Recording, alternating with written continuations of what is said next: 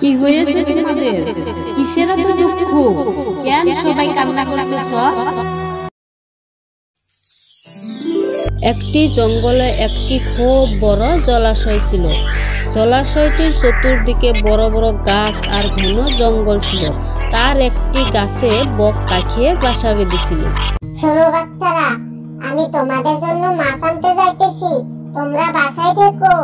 ঠিক আছে মা, যাও, আমার খুব ক্ষুধা লেগেছে।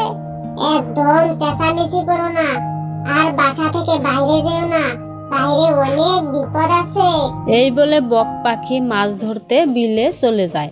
আর ওই গাছের নিচেই গর্তে বাস করত একটি ভয়ঙ্কর সাপ। বক পাখি চলে গেছে, এবার ওর ছানাগুলোকে খেয়ে পেট ভরাবো। এই বলে সাপ গাছে উঠে যায় আর বক পাখির ছানাগুলোকে টপাটপ গিলতে শুরু করে।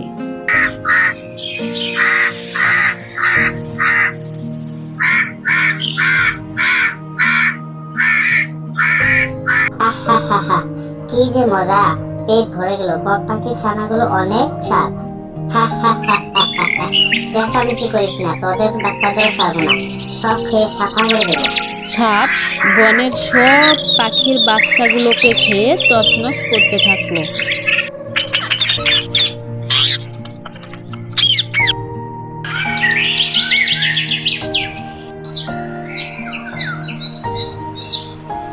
সন্ধ্যাবেলায় বক বাসায় এসে দেখে তার বাসা একদম ফাঁকা, একটি বাচ্চাও নেই।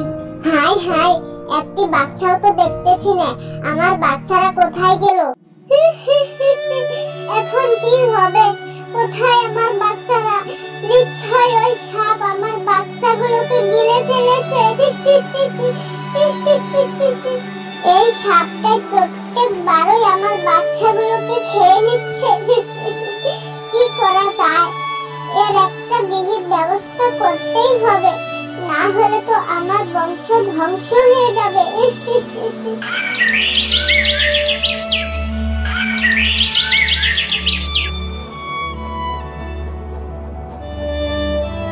পরের দিন বক, টুনি আর কাক তাদের বাচ্চা হারানোর দুঃখে নদীর পাড়ে বিলাপ করে কাঁদতে কাঁদতে সাপ তাড়ানোর উপায় খুঁজতে থাকে। পাখিদের দুঃখের কান্না দেখে জলপরি জল থেকে বেরিয়ে বলে, কি হয়েছে তোমাদের? কিসের এত দুঃখ? কেন সবাই কান্না করতেছ? কি বলবো আর দুঃখের কথা, আমাদের বনে একটি দুষ্ট সাপ আছে। সে আমাদের সব পাখির বাচ্চাগুলোকে খেয়ে ফেলে। এভাবে চলতে থাকলে তো আমাদের পক্ষীকুল ধ্বংস হয়ে যাবে। কি করব এখন আমরা? এত দেখি বড় দুঃখজনক। তোমাদের পক্ষীকুল ধ্বংস হয়ে গেলে তো প্রকৃতির ভারসাম্য নষ্ট হয়ে যাবে। কি করা যায় এখন? একটি উপায় পেয়েছি। কি উপায় বলেন আমাদের?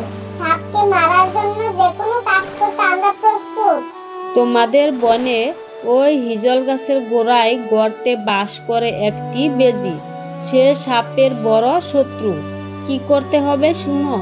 বকুলি, তুমি বিল থেকে মাছ ধরে বেজি বাস করা গর্ত থেকে সাপের গর্ত পর্যন্ত বিছিয়ে দিবে। বাস, এই কাজটুকু করলেই হয়ে যাবে। কথা মতোই কাজ। বক পাখি বিল থেকে পাছি ভর্তি মাছ ধরলো, আর সেই মাছ বেজির গর্ত থেকে সাপের গর্ত পর্যন্ত সারি সারি করে বিছিয়ে দিল।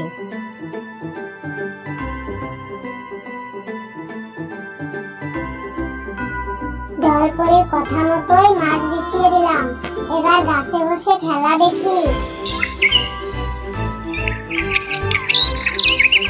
বেজি গর্ত থেকে বের হয়ে মাছ দেখে আনন্দে মাছগুলোকে খেতে খেতে সাপের সামনে যায়, আর তখনই সাপকে দেখে সাপের সঙ্গে লড়াই শুরু করে।